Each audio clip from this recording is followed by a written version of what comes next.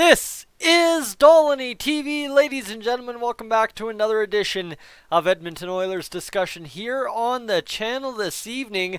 A little bit later than I may have wanted to get this up, but at the same rate, messing around out there creating graphics for a Junior B live stream.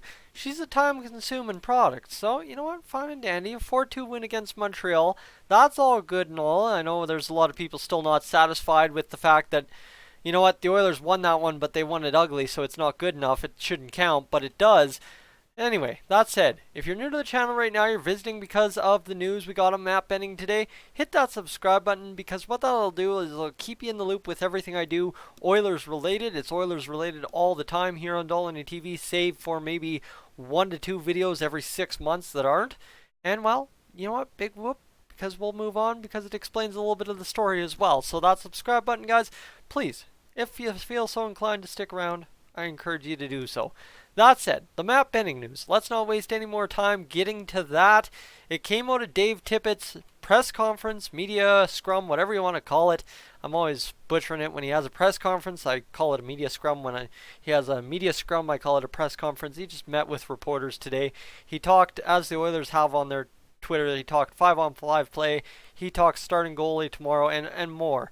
Well, that more, the part they don't tell you in the tweet until you watch the video from the Oilers, is the simple fact he talked about map bending. It was actually a reporter I don't think many of us hear about too much from, a hockey magazine reporter out of Edmonton, asked just kind of the status on map bending, what's going on there, and kind of when are we going to see him again.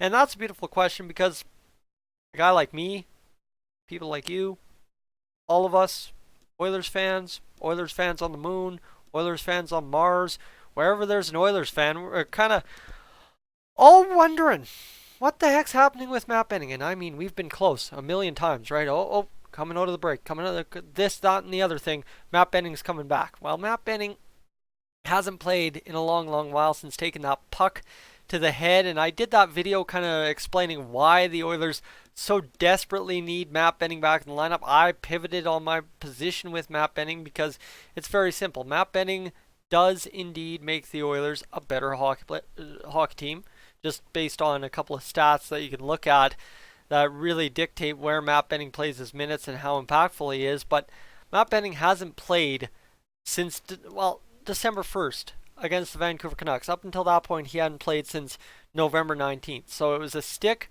high in San Jose, and then he's on the road again, gets back in the Oilers lineup December 1st, and takes a puck to the head and doesn't see much ice time that game either. I think he saw a total of 9 minutes and 44 seconds on the ice. So he played 2 games and saw just over 12 minutes of ice time and suffered 2 concussions, head injuries, whatever you want to call them, because I know there's technically, right now, we're just sitting him out to be cautious because you sustain any more damage to the head. And that's kind of the worry here with map bending, is any more further head injuries. And even if at this point the career's not over, it could be on the 3rd one. And that's scary and unfortunate, because let's say it this way. Map bending has been improving since he came in the league. Let's take it on that angle from a lot of people. And then he really starts having a breakout year this year, all right? That's like, I flip-flopped my position, and you know how strongly I felt against map bending. And he's going into a contract year, and like everything's going map bending's way until November 19th.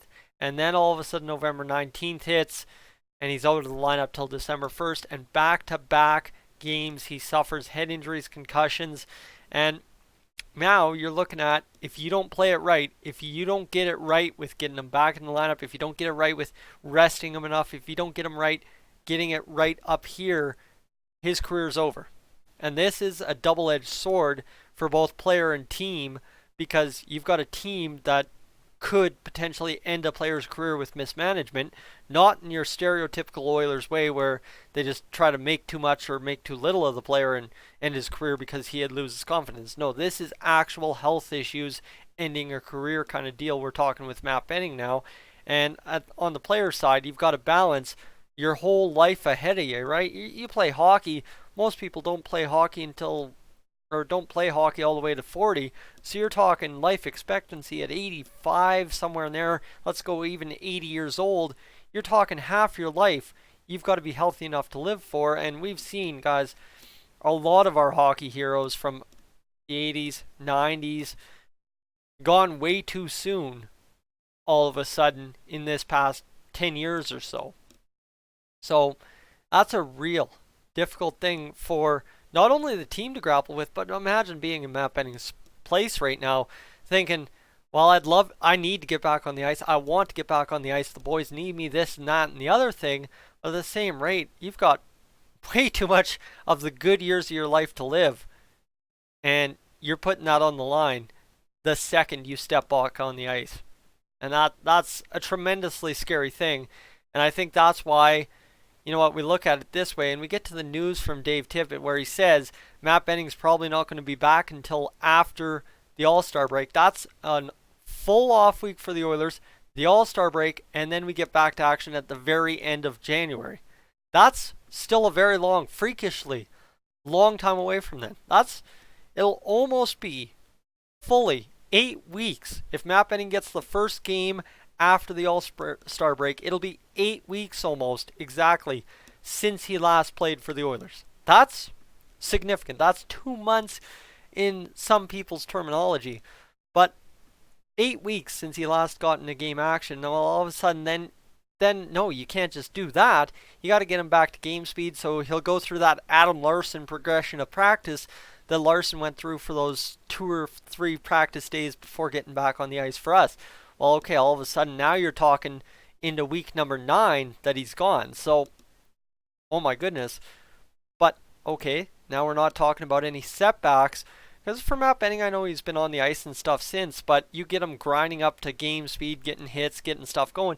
You get any setbacks in the game speed ramp up, then suddenly what are you talking? And the unfortunate part here is there is that concern that it may just fizzle out and that's the end of it. And I don't want to push conspiracy theories. It's more out of a place of concern that is the scary reality. And I think it's absolute caution from Dave Tippett, Ken Holland, and the Edmonton Oilers organization. And you have to get it right. You absolutely have to get it right. And that's a good positive sign to keep seeing the Oilers being able to do that with Matt Benning. But at the same rate is, for us as fans, if you read the stats, you realize how much we need this guy back. But there's X, Y, and Z that has to go right to get him back. And it's a tough go. So I guess at the end of the day, what any of us should be hoping for with Matt Benning is not so much at this point getting him back in the lineup, is getting him healthy, getting him 100% again, and just hoping the absolute best for him. And guys, I think at this point, after what we've kind of seen transpire with Matt Benning and the whole health issues, concussions and stuff, is we just want to see Matt Benning getting back to being Matt Benning, playing hockey and doing his thing.